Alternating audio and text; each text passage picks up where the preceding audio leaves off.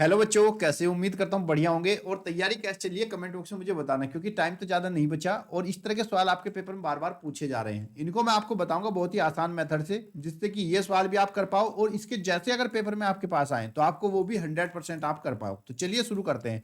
और इनमें से जिसका आंसर आपको पता है ना, कमेंट बॉक्स में मुझे बताना कि भाई उसका आंसर क्या था, क्योंकि मुझे भी तो पता चले कि मेरे बच्चे तैयारी कैसे कर रहे हैं। तो चलिए, वीडियो को लाइक तो कर ही लिया होगा, शुरू कर। क्वेश्चन नंबर 1 है आपके सामने। क्वेश्चन में कहा गया है कि ये 6735 और यहाँ पर स्टार बना दिया गया। इस स्टार के स्थान पर कौन सी संख्या रखे इनमें से कि 9 से पूरा पूरा विभाजित हो जाए। तो आपको कैसे करना है? क्या आप यहाँ पे संख्या रख के बार बार भाग करोगे? नहीं, ऐसे तो टाइम लगेगा बहुत ज्यादा। तो आपको क्या करना है, जो आपकी संख्या दी गई है स्टार को छोड़कर, जैसे 6, 7, 3, 5 और 1, इन सभी संख्याओं को आपको प्लस कर लेना है पहले। इनको जब आप प्लस करोगे तो प्लस करने पर आपको आएगा 7 6 13 3 16 5 21 और 1 22। प्लस करने पर आपको आया 22। जो भी आपको प्लस करने के बाद संख्या आएगी, इनके अंकों को फिर से आपको प्लस करना है। यानी कि 22 में आपको 2 + 2 को प्लस करना है और 2 + 2 आपका 4 आ जाएगा। जोड़ने के बाद में जो आपकी एक अंक की संख्या बचेगी, इस संख्या को हमें किससे भाग करना है? 9 से विभाजित करना है। तो इसको 9 में से माइनस कर देंगे। 9 में से 4 को माइनस किया 5, तो वो संख्या आपकी 5 हो जाएगी। ऑप्शन नंबर सी आपका राइट आंसर। क्लियर है? कभी भी आपको 9 से पूछा जाएगा तो बस यही करना है, सभी अंकों को प्लस करना है। प्लस करके अगर 2 अंकों की संख्या आती है उनको फिर से प्लस करना है। प्लस करने के बाद जो भी एक अंक की संख्या आएगी उसको 9 में से माइनस कर देना है, आपका उत्तर आ जाएगा। अगला प्रश्न देखिए, ये भी बहुत अच्छा सवाल है। इसमें क्या कहा गया? एक विद्यार्थी ने 7236 को 56 के बदले, यानी कि 56 से गुणा करना था, लेकिन गलती से उसने 65 से गुणा कर दिया और उसका उत्तर सही उत्तर से कितना भिन्न है। यानी कि उसका जो उत्तर है, अब जो उसका आंसर आया वो पहले सही वाले आंसर से कितना कम या ज्यादा है, हमें ये बताना है। उनका अंतर क्या होगा? तो इसके लिए भी एक बहुत ही सिंपल सा तरीका है। आपको क्या करना है, देखो इस संख्या को गुणा करना था 7236 को, तो यहां पे लिखिए आप 7236। इसमें इसको 56 से गुणा करना था, लेकिन गलती से इसने 65 से कर दिया। अब इनका जो सही उत्तर है और गलत उत्तर में कितना अंतर है, तो उसके लिए आपको क्या करना है कि यहाँ पे देखो 56 से गुणा करना था और 65 से कर दिया, तो पहले इन दोनों संख्याओं का अंतर निकाल लोगे। यानी कि 65 में से आप 56 को माइनस कर दोगे। जो भी संख्या, अंतर का मतलब होता है बड़ी से छोटी को माइनस करेंगे। माइनस करेंगे, 15 में से 6 गया 9, 0। तो इनको घटाने के बाद कितना आया आपका? 9 आया। अब आपसे पूछा है कि ये उत्तर कितना भिन्न है, कितना इनके बीच में अंतर है। तो आपका जो भी इनको माइनस करके आएगा उस संख्या की यहां पर हम इससे गुणा कर देंगे और इसको गुणा करने पर आपको मिलेगा 65,124। तो आपका ऑप्शन नंबर बी आपका राइट आंसर। कभी भी आपको ऐसा पूछे जाए कि भाई इस संख्या में इससे गुणा करना था और बदले में इससे कर दिया, तो ये जो गुणा करने के बाद संख्या और पहले में कितना अंतर हुआ या कितनी कम या ज्यादा हुई, तो उसके लिए ये बहुत सिंपल सा तरीका है। दोनों को घटाओ और आपस में घटाने के बाद जो भी आया उसका गुणा कर दो, आंसर आ जाएगा। अगला सवाल देखिए, ये भी बहुत अच्छा सवाल है आपका। प्रश्न संख्या 3। अंक 0147 को बिना दोहराए, मतलब किसी भी संख्या को रिपीट नहीं करना है। यदि एक अंक का प्रयोग एक बार में किया जाए तो उससे बनने वाली 4 अंकों की सबसे बड़ी और सबसे छोटी संख्या का अंतर बताइए क्या होगा।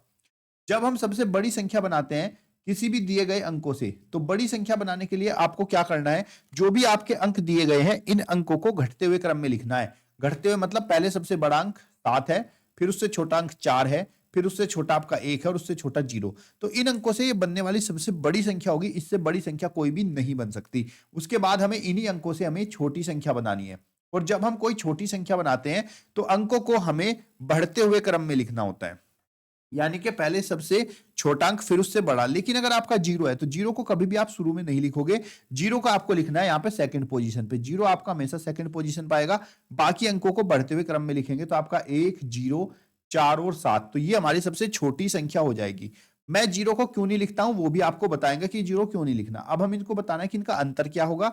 तो अंतर के लिए हम इनको घटा देंगे, माइनस करेंगे। 10 में से 7 गया आपका 3, इधर बचा 0, तो फिर से आपका क्या होगा? 10 हो जाएगा। 10 में से 4 गया आपका 6, यहां पर आपका 3 बचा और 7 में से 1 गया 6, तो आपकी संख्या हो जाएगी 6363। तो ऑप्शन नंबर ए आपका राइट आंसर। अब मैं आपको बताता हूं जीरो पहले क्यों नहीं रखना जब हम छोटी से छोटी संख्या लिखते हैं। क्योंकि अगर मैं जीरो पहले लिखता हूं तो क्या संख्या बनेगी मेरी? 0 1 4 7। और अगर जीरो सबसे शुरू में होता है तो जीरो की कोई वैल्यू नहीं होती, कोई मान नहीं होता। तो ऐसी कंडीशन में ये केवल 3 अंकों की संख्या हो जाएगी, 4 अंकों की संख्या ये नहीं होगी। इसलिए हम जो है जीरो को कभी भी शुरू में नहीं लिखते। अगर हमें छोटी संख्या लिखनी है तो दाएं तरफ बाएं तरफ से जब हम यहां से लिखते हैं तो यहां से हमें जीरो को हमेशा सेकंड पोजीशन पर लिखना है। बाकी अंकों को बढ़ते हुए क्रम में लिख देंगे, तो हमारी छोटी से छोटी संख्या ही बनेगी। अगला प्रश्न देखिए, ये भी बहुत इंपॉर्टेंट है और कई बार ये पेपर में आपका पूछा गया है। प्रश्न संख्या 4 है हमारी। तीन संख्या जो एक दूसरे के सहअभाज्य है। सहभाज्य वो संख्या होती है जिनके बीच में कोई कॉमन गुणनखंड नहीं होता है, कोई एक संख्या से वो दोनों संख्या नहीं कर सकती। जिसमें प्रथम दो संख्याओं का गुणनफल है 119 और अंतिम दो संख्याओं का गुणनफल है 391। तो बताओ तीनों संख्याओं का योग क्या है। तो मान लीजिए आपकी जो तीन संख्या है वो है ए बी सी और तीनों संख्या आपस में सहभाज्य है और प्रश्न के अनुसार कहा गया है कि शुरू की दो संख्याओं का गुणा करते हैं तो 119 आता है, यानी कि ए और बी की अगर हम गुणा करते हैं तो गुणा करने पर हमें मिलता है 119। और फिर बाद की दो संख्याओं की अगर हम गुणा करते हैं यानी कि बी और सी की अगर हम गुणा करते हैं तो गुणा करने पर मिलता है हमें 391। तो हमें इन तीनों संख्याओं का योग बताना है, यानी कि हमें बताना है ए प्लस बी प्लस सी क्या होगा। तो अगर आपको ऐसे कहा गया है सहभाज्य संख्या है तो और आपको संख्याओं का पता लगाना है तो देखो दोनों ही बार में जो है बी आपका कॉमन है, बी ऊपर भी है नीचे भी। तो हमें ये जो संख्याओं का गुणनफल है 119 और 391 इसके हमें अभाज्य गुणनखंड करने हैं। तो पहले 119 के गुणनखंड करेंगे। 119 हमारा 7 से कटेगा, 7 एकम 7 बचे 6, बचे आपके 4 तो कितना हो गया 49, 7 सती 49 और 17 आपका 17 से ही कटेगा, 17 एकम 17। फिर अगली संख्या थी आपका 391, 391 के भी अभाज्य गुणनखंड करेंगे। दोनों ही संख्याओं में बी कॉमन था तो इन दोनों में से किसी एक संख्या से कट सकता है, तो ये आपका 17 से कटेगा। 17 दूनी 34, बचे कितने 5 और 17 तिया 51, तो आपका 23 23 से ही कटेगा। अब दोनों ही बार में देखो यहाँ पर क्या था, बी हमारा कॉमन था और यहाँ पर भी दोनों में कॉमन क्या है 17 है। तो इसका मतलब ये हुआ कि हमारी जो संख्या बी है, हमारी जो संख्या बी है वो आपकी 17 हो जाएगी। बी क्या हो गया हमारा 17 हो गया। ए हमारा कितना है 7, क्योंकि 17 और 7 की गुणा करके 119 आया। और सी आपका हो जाएगा 23, क्योंकि बी तो दोनों ही जगह था। तो ए बी सी हमें तीनों संख्या मिल गई, 7 17 और 23। हमसे पूछा गया है तीनों संख्याओं का योगफल क्या होगा। तो हमें ए बी सी यानी कि तीनों का योग बताना है, तो हम जोड़ देंगे 7 प्लस 17 और प्लस 23। इनको तीनों को प्लस करेंगे और प्लस करने पर हमें मिलेगा 47। तो हमारा ऑप्शन नंबर यहाँ पर ए जो है वो राइट आंसर हो जाएगा। क्लियर बच्चे। अगला प्रश्न है, महेश अपनी कक्षा के छात्रों के बीच 5 किलोग्राम मिठाई बांटता है। कुल मिठाई उसके पास कितनी है, 5 किलोग्राम मिठाई वो लेकर आया है, टोटल स्वीट। और हर एक छात्र को 1/8 किलोग्राम मिठाई मिलती है, यानी कि एक छात्र को, एक स्टूडेंट को वो देता है 1/8 किलोग्राम। 1/8 किलोग्राम।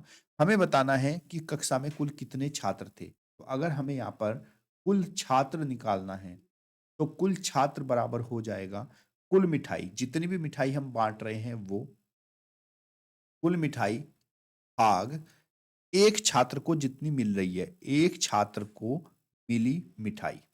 अब यहाँ पे बच्चे कुल मिठाई हमारे पास कितनी थी, कुल मिठाई थी 5 किलो और एक छात्र को मिल रही थी 1/8 किलो। और मैंने बताया था जब हम भाग करते हैं तो भाग करते हुए पहली संख्या को ऐसे ही और भाग वाले निशान को गुणा में बदलकर इसको उल्टा कर देते हैं। तो 1/8 जो है आपका 8/1 हो जाएगा, 8×5 = 40। तो कक्षा में जो कुल छात्र हैं वो आपके 40 हैं। ऑप्शन नंबर बी आपका राइट आंसर। तो मुझे कमेंट बॉक्स में बताओ आपको ये चारों पांचों क्वेश्चन समझ में आए कि नहीं। मोस्ट इंपोर्टेंट क्वेश्चन है और पेपर में इसी तरह के सवाल आपके बार बार पूछे जा रहे हैं, बार बार यही तो सवाल आ रहे हैं पेपर में। तो इस तरह के सवाल को आपको करते हुए थोड़ा सा सूझबूझ का ध्यान रखना, को यूज करना। और ये मेथड आपका जो 9 के लिए है, ये मेथड आपका यहाँ पर 3 के लिए भी यूज हो जाता है। बस 3 के लिए हमें क्या ध्यान रखना है कि जो भी आपकी संख्या यहाँ पर बचेगी, जैसे हमारा ये 4 बचा था, तो 4 की अगली संख्या हमें देखनी पड़ेगी 3 के पाड़े में कौन सी आती है। तो 4 की अगली संख्या हमारे पास आती है 6, तो 4 में 2 जोड़ने पर 6 बनेगा, तो वहां पर आपका 2 आ जाएगा। बाकी इस तरह के एक से एक क्वेश्चन मैं आपके लिए लेकर आऊंगा, जिससे कि आप पेपर में उसको 100% अपना रिजल्ट लेकर आओगे और ये सवाल आपके पेपर में पूछ के लिए मुझे इजाजत है। आज जय।